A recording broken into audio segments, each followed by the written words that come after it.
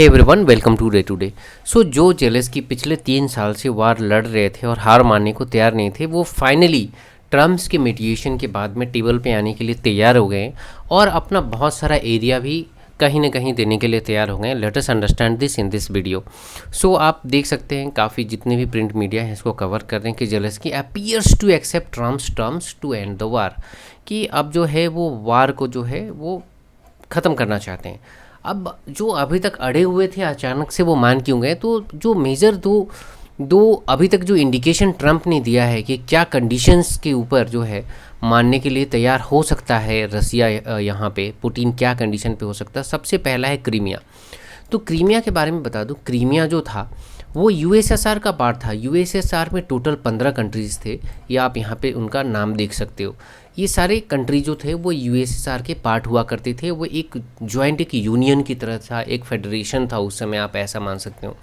और उसमें यूक्रेन जो था वो भी एक उनका एक पार्ट था। ये सारे कंट्रीज़ मिलके उनका यूएसएसआर एक ग्रुप हुआ करता था, जो कि 1991 में जो है वो टूट के बिखर गया और अब कोई भी यूएसएसआर जो है अब नहीं है, कोई एग्जिस्ट नहीं करता। बट अब इसमें अगर आप देखेंगे तो 1954 में जो ये क्रीमिया वाला इशू है, 1954 में वहाँ के एक लीडर थे जिनका नाम था निकिता क्रुश्चेव। तो निकिता क्रुश्चेव ने इस क्रीमिया को एज ए गिफ्ट दे दिया था। किसको? यूक्रेन को। यूक्रेन को एज ए गिफ्ट दे दिया था। बेसिकली ये था किसका? ये था रसिया का, क्योंकि यूएसएसआर का पार्ट था यूक्रेन और उनके साथ में काफ़ी लंबे टाइम से बना हुआ था। ये क्रीमिया को उन्होंने गिफ्ट कर दिया था यूक्रेन को।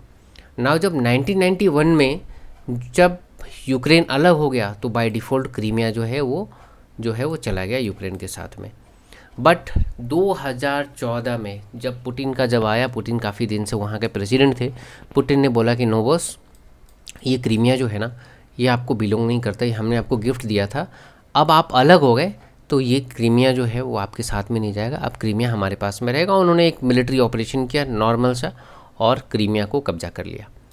नाउ पॉइंट इज़ दैट कि क्रीमिया पे तो कब्जा कर लिया, विवाद तो ख़त्म हो गया। फिर विवाद अब क्या है? विवाद उसके बाद ये हुआ कि यूक्रेन का ये कहना था कि वो नाटो का पार्ट बनेंगे। आपको पता होगा नाटो में बहुत सारे कंट्रीज़ हैं, 30+ कंट्रीज़ हैं जो कि एक ग्रुप बनाती है, एक मिलिट्री ग्रुप है कि अगर किसी भी एक कंट्री के ऊपर में अगर कोई भी बाहर की कंट्री जो कि नॉन नाटो मेंबर है अगर वो अटैक करती है तो वो सारे मिलकर उस कंट्री पे अटैक करेंगे। और बेसिकली जो था ये यूएसएसआर के अगेंस्ट में बना हुआ था। बट यूएसएसआर के टूट जाने के बाद भी ये ग्रुप आज तक टूटा नहीं और उल्टा ये मजबूत होते गया। नाउ यूक्रेन को भी इस ग्रुप का पार्ट बनना था यूएसएसआर के बिखरने के बाद में, और इसी चीज़ से लेके प्रॉब्लम जो था पुतिन को, और यही रीज़न है कि उन्होंने ये ऑपरेशन लॉन्च किया और आज की डेट में ये वार चल रहा है। नाउ जब आज की डेट में जब राजी हो गए हैं जेलेंस्की और पुतिन भी कहीं ना कहीं जो है वो टेबल पर आने के लिए तैयार है, तो क्या पुतिन ऐसे ही मान जाएंगे जहाँ पे लाखों लोग मारे गए अभी तक? Yes, absolutely right. अभी तक लाखों, दोनों तरफ से अगर आप देख लें तो तकरीबन लाखों सैनिक जो है मारे जा चुके हैं। पुतिन का भी काफ़ी, यहाँ पे रसिया का भी काफ़ी लॉस हुआ है। बट अभी के डेट में अगर आप देखेंगे तो ये वाला पोर्शन जो है, और ये वाला पोर्शन अगर आप देखेंगे तो ये वाला पोर्शन के ऊपर में कब्जा कर लिया है रशिया ने यूक्रेन का। तो क्या यूक्रेन पीछे छोड़ के इसको हट जाएगा? तो इसका आंसर है नो। क्रीमिया तो लेगा ही लेगा रसिया, बट ये वाला एरिया मैं नेक्स्ट स्लाइड में आपको दिखाता हूँ। ये एग्जैक्टली बीबीसी का आप देख सकते हो कि इन्होंने ये किया है, इस एरिया को जो है ना वो कैप्चर कर लिया है। ये ओरिजिनल यूक्रेन है। क्रीमिया तो भूल जाओ, क्रीमिया को ऑलरेडी ले लिया है। इस एरिया के ऊपर भी जो है आज के डेट में कंट्रोल है, कम्प्लीटली कंट्रोल है रसिया का, यहाँ पे कैप्चर कर चुका है। नाउ पॉइंट ये है कि जो डिस्कशन होगा क्या ये सारे एरिया भी लेंगे पुतिन? इसका आंसर होगा अगर कंप्लीट ना भी ले तो हो सकता है कि बहुत बड़ा एक मेजर एरिया जो है, क्योंकि इस एरिया के अंदर में काफ़ी मिनरल रिसोर्सेज हैं जिसके ऊपर में पुतिन का काफ़ी लंबे समय से नज़र था और यूक्रेन भी मौका दे रहा था।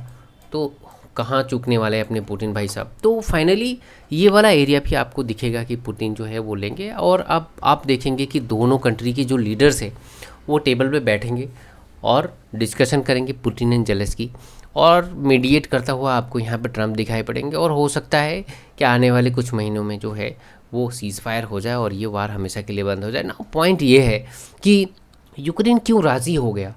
राज़ी इसलिए हो गया क्योंकि जो अभी तक ये लोग वार लड़ रहे हैं, काफ़ी लंबे टाइम से वार लड़े जा रहे हैं, और अब इनके पास में काफ़ी सोल्जर्स भी मर चुके हैं, और जो भी यंग लड़के जो बिल्कुल यंग हैं, 18 साल 19 साल 20 साल के लड़के, इन लड़कों को जो है वो फोर्सफुली जो है वहाँ के आर्मी में भर्ती कराया जा रहा है। और जो वहाँ के सिविलियंस है अब वो प्रोटेस्ट करना स्टार्ट कर रहे कि जो फादर्स है वो लोग तो ऑलरेडी मारे जा चुके हैं, अब जो बचे हुए लोग हैं कम से कम वो तो बच जाए। तो लोग ही जो है वो धीरे धीरे जो है यूक्रेन के अगेंस्ट में जाना स्टार्ट कर दिए हैं, और अब आर्मी भी ज्वाइन नहीं करना चाहते हैं लोग। अनसर्टेन यूएस सपोर्ट, ट्रंप का आप देख रहे हो किस तरीके का वो फ्रेजाइल बंदा है, तो ऐसे राष्ट्रपति का कोई भरोसा नहीं है, और ओबियसली है कि वो सपोर्ट जो है कहीं ना कहीं पीछे से खींच रहा है। He is a money minded president, उसको दिख रहा है कि पैसे खर्च हो रहे हैं, काफ़ी हथियार देना पड़ रहा है, काफ़ी पैसे बर्न करना पड़ता है। और रिपीटेडली आपने देखा होगा कि ट्रंप ने मेंशन किया है कि यूएस ने काफ़ी जो प्रीवियस प्रेसिडेंट थे वहाँ पे, उन्होंने काफ़ी पैसा वहाँ पे स्पेंड किया है यूक्रेन में, और उस पैसे को जो है जेलेस्की कहाँ यूटिलाइजेशन किया, अनयूटिलाइज मनी है, उस पैसे का क्या हुआ। तो he is talking about only about money. तो ट्रंप काफ़ी मनी माइंडेड है, और इस तरीके से वो जो है वो सपोर्ट खींचते हुए नज़र आ रहे हैं, और ये साफ साफ जो है वो दिख रहा है जेलेस्की को। सिक्योरिटी गारंटी उनको मिल रहा है, सिक्योरिटी गारंटी ये मिल रहा है क्योंकि यूएस बोला कि हम आपको सिक्योरिटी की गारंटी देते हैं कि आपका जो बचा हुआ एरिया रहेगा उस पर जो है पुतिन अटैक नहीं करेंगे, रसिया अटैक नहीं करेगा ना। नाटो का भी पार्ट बनने के पीछे तो रीज़न सिक्योरिटी ही था। अगर सिक्योरिटी की गारंटी उन्हें मिल रही है ऑलरेडी, तो उन्हें एक अच्छा अल्टरनेटिव जो है ये लग सकता है और लग रहा है। Pressure from the European leader for the cease fire frozen conflict, देखिए यूरोपियन लीडर्स का अगर देखेंगे तो उनका भी काफ़ी हथियार का सप्लाई तो था, बट धीरे धीरे सारे कंट्रीज जो है ना अब सारे वीक पड़ने स्टार्ट हो गए हैं, और उन्हें दिख रहा है कि बस मनी बर्न हो रहा है, और पुतिन जो है वो रुकने वाले नहीं है। तो उन्हें साफ साफ दिख रहा है कि जितना भी वेपन सप्लाई कर लो ये वार नेवर एंडिंग हो गया है। तो कहीं ना कहीं वो भी सहमत होते हुए नज़र आ रहे हैं, और उसी का जो है रिजल्ट है ये दिख रहा है कि आज के डेट में ये वार ख़त्म होने की कगार पे दिख रहा है ना। और रसियाज़ मिलिट्री प्रेशर, रसिया ओबियसली मिलिट्री काफ़ी स्ट्रांग है, वो तो ऑलरेडी उनकी इकोनॉमी जो है वो एक तरीके से आप देखें तो काफ़ी हद तक जो है इकोनॉमी उनकी बर्बाद हो चुकी है, तब उन्हें अब डर नहीं रह गया, और उन्होंने सर्वाइव करना सीख लिया है इसी तरीके से। और ये बात जो है वो यूरोप को समझ में आ गया है कि पुतिन पीछे हटने वाले नहीं है, रसिया पीछे हटने वाले नहीं है, ये वार इतना जल्दी ख़त्म नहीं होने वाला, चाहे वो जितना भी वेपन्स का सप्लाई कर दें जेलेस्की को। क्योंकि ये वार जो था ना, ये अकेले जेलेस्की लड़ ही नहीं रहे थे, यूक्रेन कभी लड़ भी नहीं रहा था, ये था नाटो वर्सेस रसिया, सारे वेपन्स का जो सप्लाई है। अदरवाइज़ जेलेस्की कितना दिन टिक पाते, यूक्रेन कितना दिन टिक पाता, शायद वो 10 दिन भी ये वार नहीं झेल पाते, 10 से 15 दिन भी ये वार नहीं लड़ पाते। बट अगर 3 साल अगर ये वार को लड़ रहे हैं तो उसके पीछे सिर्फ और सिर्फ जो है कि नाटो फोर्सेस का जो वेपन सप्लाई है और उनका पूरा सप्लाई चेन है। तो ये अब कहीं ना कहीं सप्लाई चेन जो है वो थकता हुआ नज़र आ रहा है, और इसी का कारण है कि आपको दिखेगा कि अब जेलेस्की जो है वो टेबल पे आने के लिए तैयार हो गए हैं, और यूएस का इसमें काफ़ी प्रेशर है, यहाँ पे ट्रंप का इसमें काफ़ी प्रेशर है।